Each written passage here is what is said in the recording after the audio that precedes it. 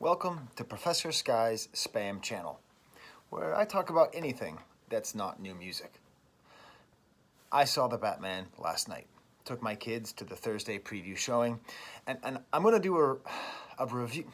It's sort of a review. The one thing it definitely isn't is a reaction. So that's my main frustration, like going on YouTube after seeing a movie. Most of what you see is reactions. I don't think there's a lot of value in reactions. There's not a lot of repeat value in reactions.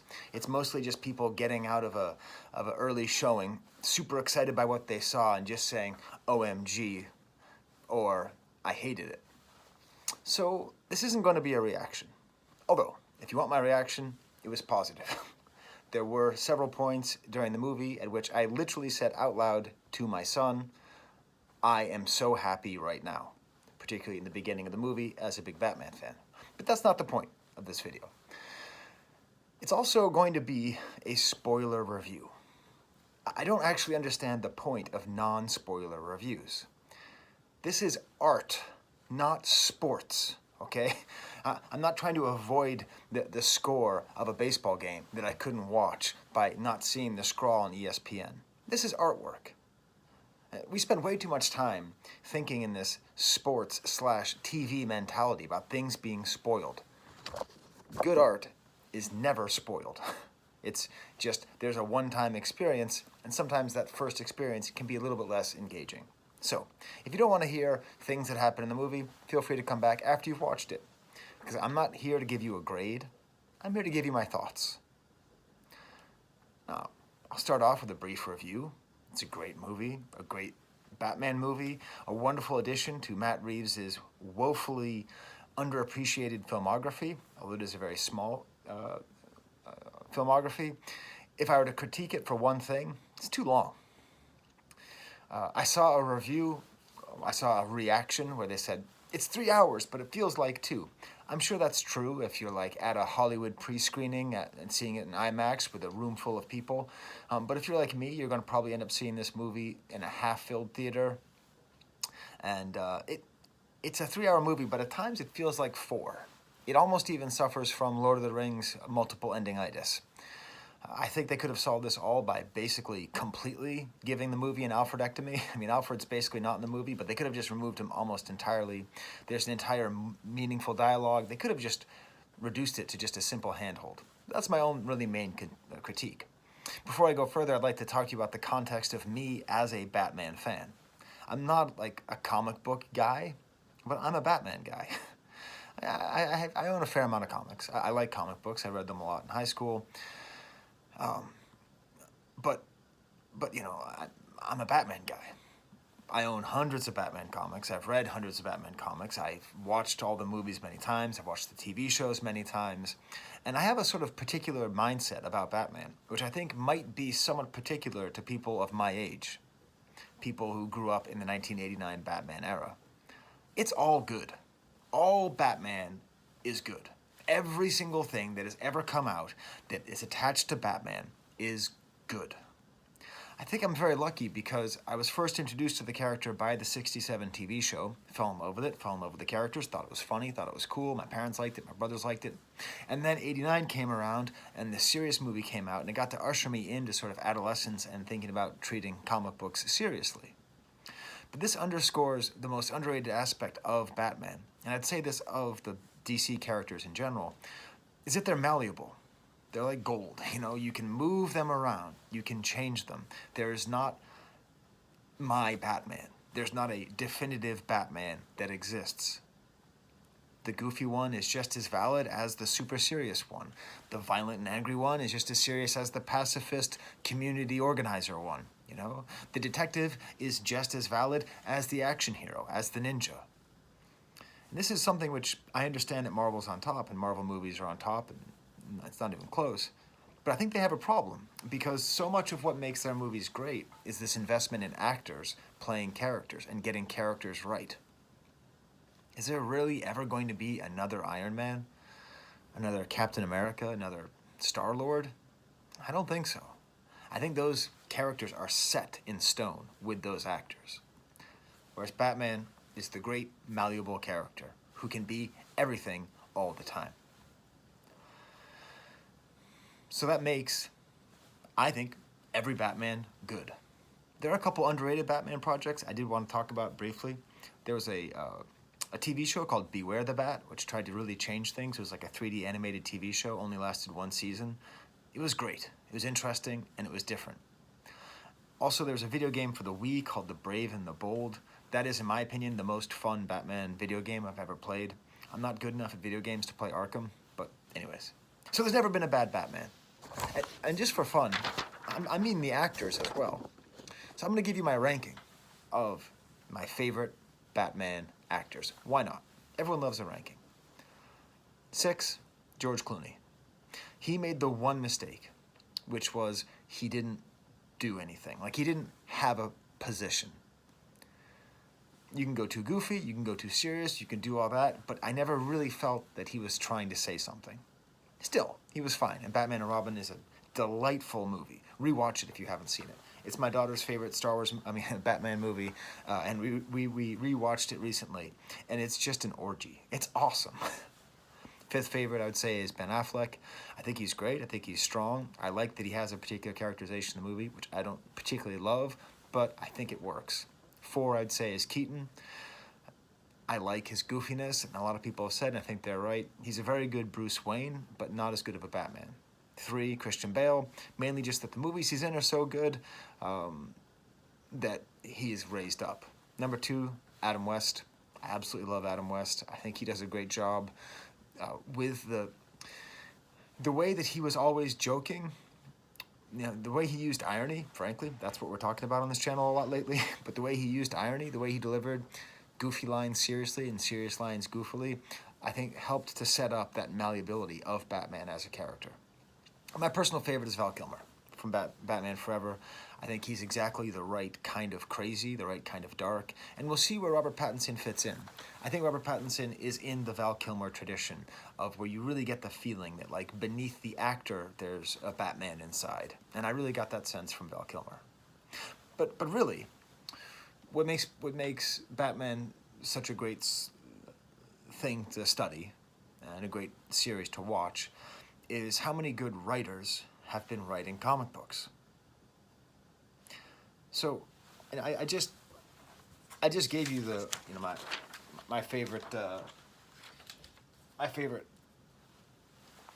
Batmans, but I also think it's worth spending some time talking about the comic book writers that created the stories that influenced the movies and TV and how they did it. So I've picked 6 Batman writers, and I'm just going to briefly talk about each of them and the ways in which that's shaped the way the Batman stories are told in movies and TV.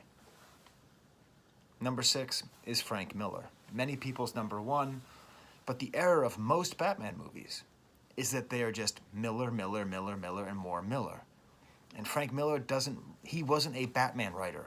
He was a graphic novelist. He was a person who wrote a few stories about Batman that are self-contained and that are largely about either becoming or not becoming or unbecoming Batman. And I think the Nolan trilogy really suffered from that. The fact that the entire trilogy, he's just constantly talking about not being Batman the whole time. It's like the James Bond problem of the last 20 years. It's like, how many more movies do we need to see of somebody not being Batman? What I love about The Batman by Matt Reeves is that we're never in that zone. He's always just going to be Batman. There's no question about that. My 5th favorite Batman writer is Jeff Loeb. It's odd that there hasn't really ever been a real Jeff Loeb influence seen too clearly in the movies. He introduced the characters of the Falcones and the Maronis, the mob bosses, which has been seen from here and there. I'll talk about them soon. But The Last Halloween is the most clearly just designed for a movie franchise. The most sort of dead center, down the middle. It is the centrist Batman. Speaking of things I've been talking about on this channel, and it's weird that it isn't more popular. Chuck Dixon is my 4th favorite Batman writer.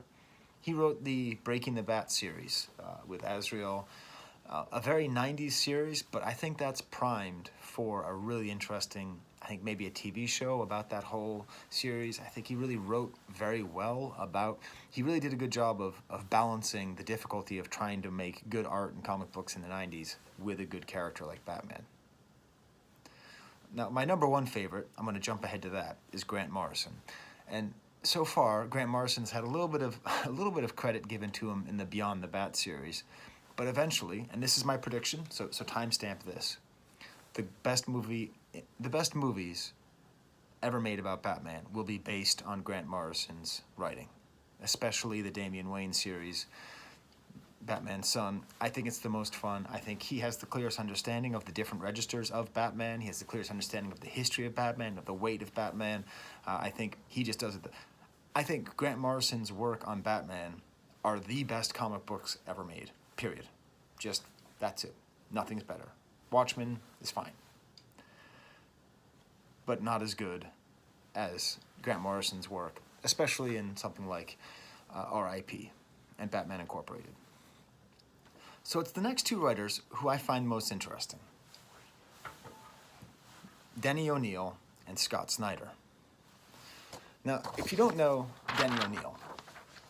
Denny O'Neil is the person who took Batman from this kind of goofiness, right? This kind of, Gardner Fox wrote this, and he was a writer for a lot of the 60s. It was really inspired by the TV show. Great comic book. I love this artwork. But he was the guy who took Batman from this goofiness into the seriousness that we're in. I mean, in reality, don't you dare fall. All right, well, if that falls, then the production value of this video just went up. The thing that Denny O'Neil did is he really emphasized the detective. He made it worldly. He made it serious. And really, Frank Miller gets all the credit. And Frank Miller gets all the credit because most of the directors who've made Batman movies don't think about comic books enough to truly understand the greatness of someone like Denny O'Neil, who created characters like Ra's al Ghul, who are much less fantastical while still being fantastic, and are really grounded and interesting and wonderful counterpoints to Batman. That's the strength of the Nolan trilogy is about Al Ghul. I mean, I understand that the Joker gets all the credit, but it's really about Ra's al Ghul. But the greatness of the Batman by Scott Snyder. I mean, I don't edit my videos. If this is your first time viewing me, I don't edit.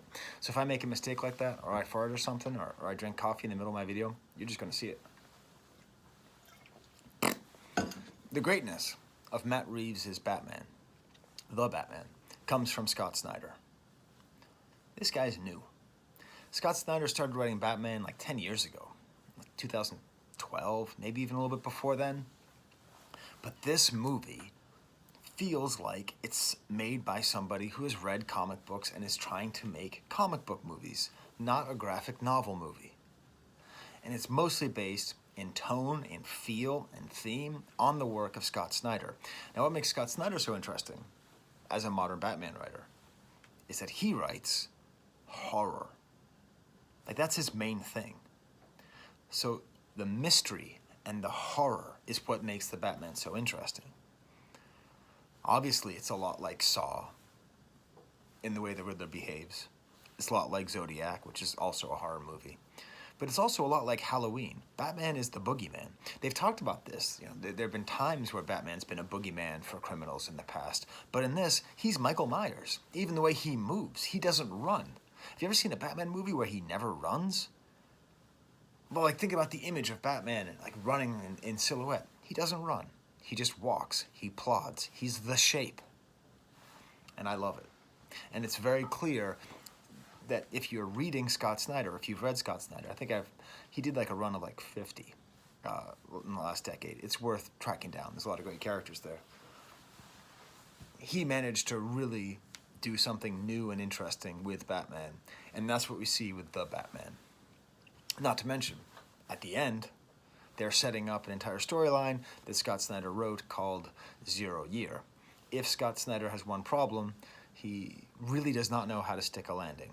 He's got a little bit of J.J. Abrams in him, which, speaking of Matt Reeves, is interesting. But he's really good at writing stories, but not very good at finishing them. So 0 Year is one of my favorite Batman stories, except at the end it just kind of putters out. But the basic idea of a wild and savage Gotham City that the Riddler orchestrated, that's all from Scott Snyder. One of the favorite things I love that's happened here in this movie is they got rid of Maroni and Falcone. They got rid of the mobsters.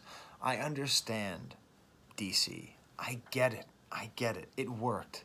It worked. It worked to make everything so real and so grounded all the time that you never call Catwoman Catwoman. I get it. I understand. That's the imperative.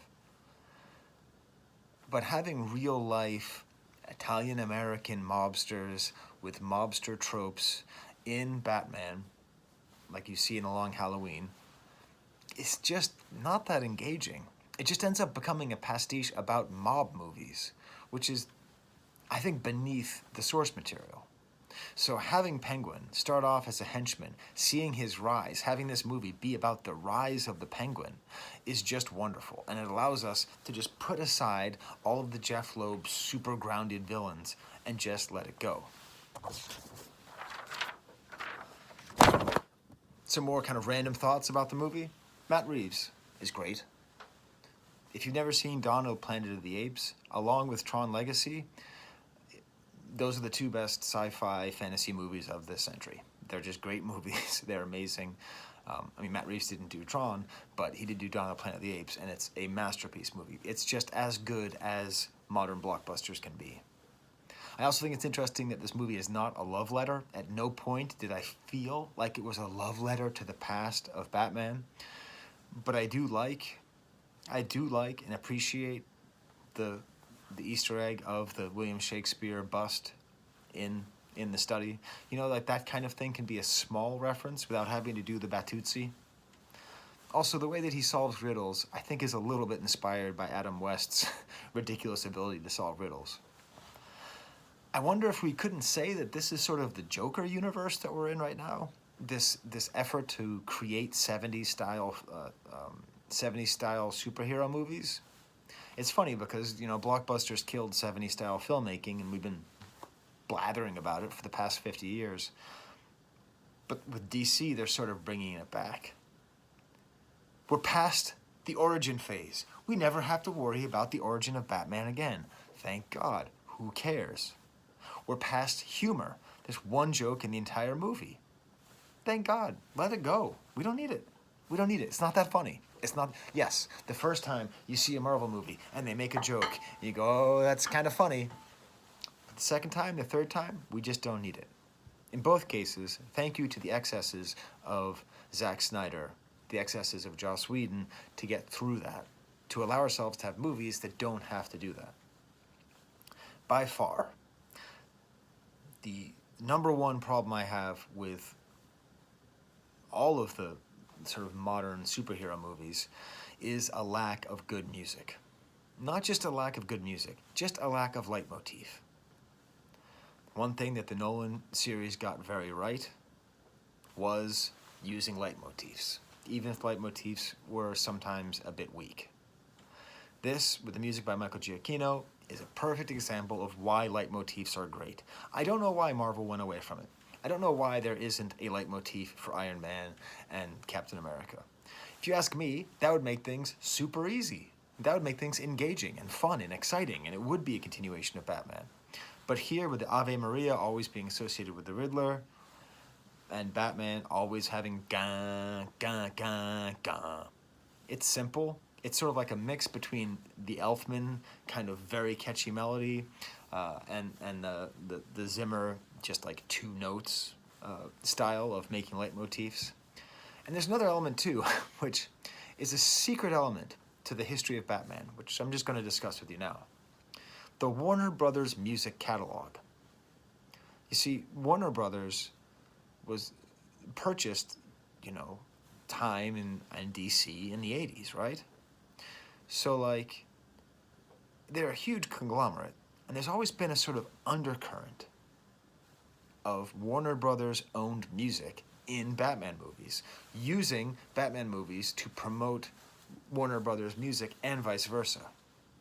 Now, right now you're thinking, oh, wow, Sky, did you figure that out all on your own with Prince? Yes, I did.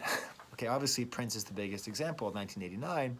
Of course, ironically, Prince would then go on to write Slave on his cheek because he hated Warner Brothers so much. But I'm also thinking of Batman Forever, with its soundtrack with Kiss from a Rose, the song from U2, and most interestingly to me, there's a Flaming Lips song on the Batman Forever soundtrack, which was the first time I heard Flaming Lips, which made me a Flaming Lips fan, which made me go seek them out and see them in concert and buy their CDs. And I love that this movie continues that tradition with the usage of something by Nirvana. Do I even know the name of that song? Is it called Something in the Way? How is it possible? I don't even know the name of that song. I could sing you all the lyrics right now. Yeah. You know, but Warner Brothers owns the Nirvana back catalog, so I do like that continuity. I do like that it's in there. I think it was a great move. I think that Matt Reeves saying that his Batman is supposed to be a Kurt Cobain-ish Batman totally works. I love the emo-ness. And the thing is, this movie does something which I don't think I've ever seen a movie do this before, where the trailer is perfect summary of the movie.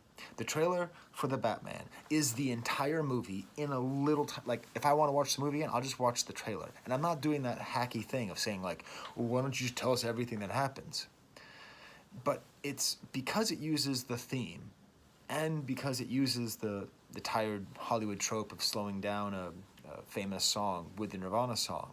Like, tonally and beat-wise and the sound and the vision and the way it all ties together, it's just perfect. It ended up being, like, I liked the trailer, and then the movie ended up being just that trailer, just stretched out, diluted.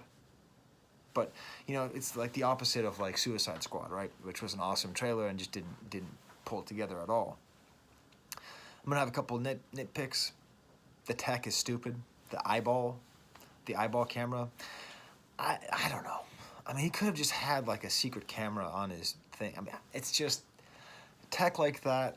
It's like when they do that, where they create tech that doesn't exist and give it to Batman. It's okay, but it's a little goofy. It's always been one of my things about Dark Knight, the weird surveillance thing that he created.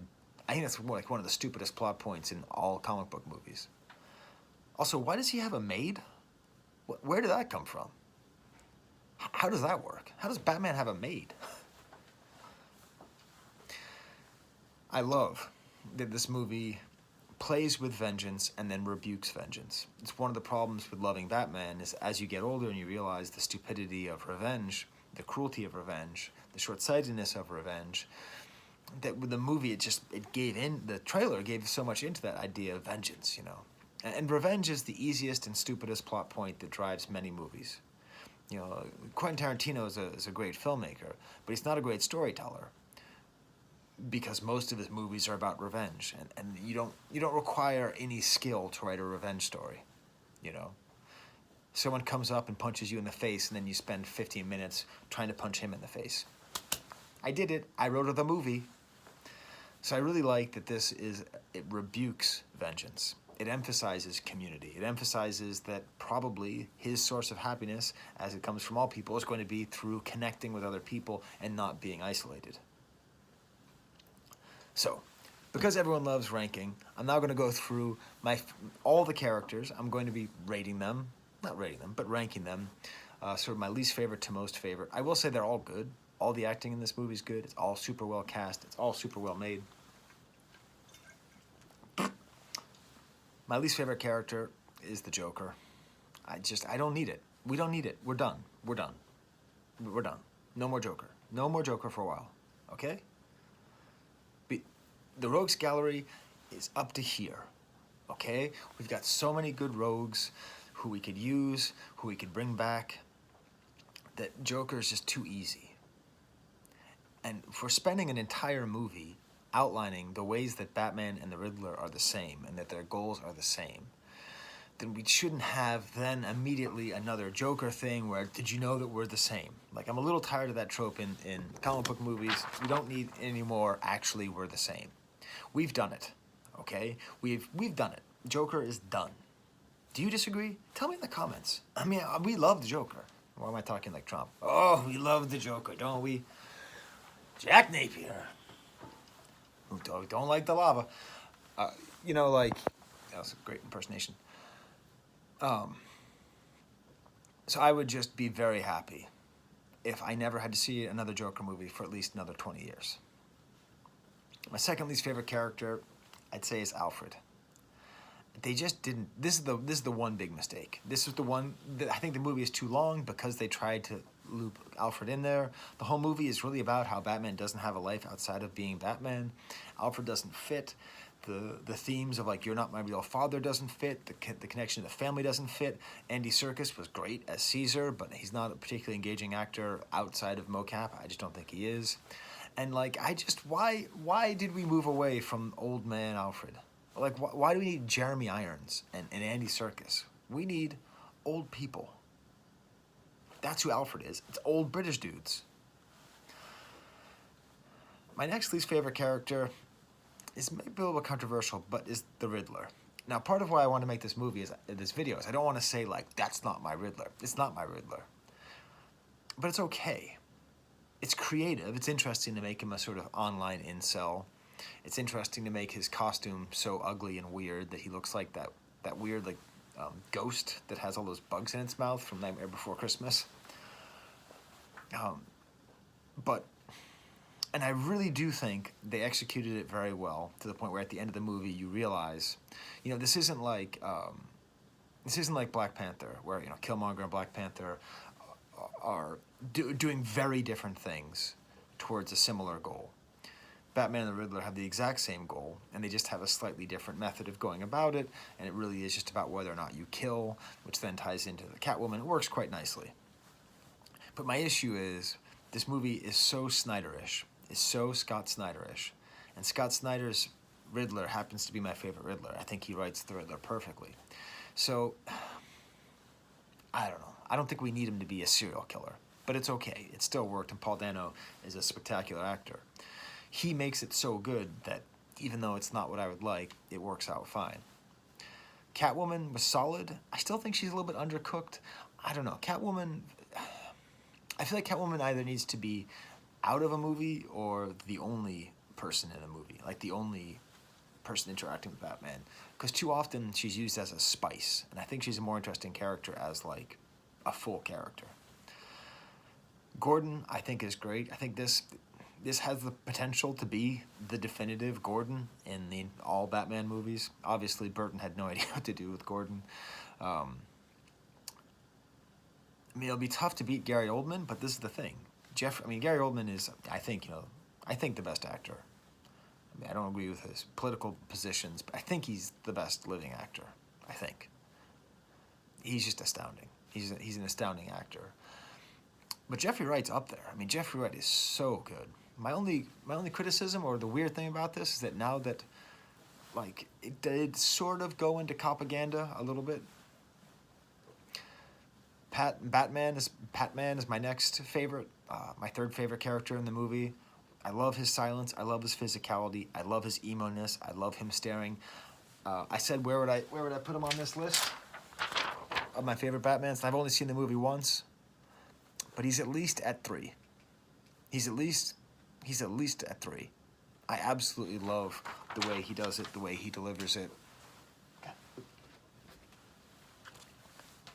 And he really commits, and that's the thing. Again, the biggest error you can make as a Batman actor is not committing.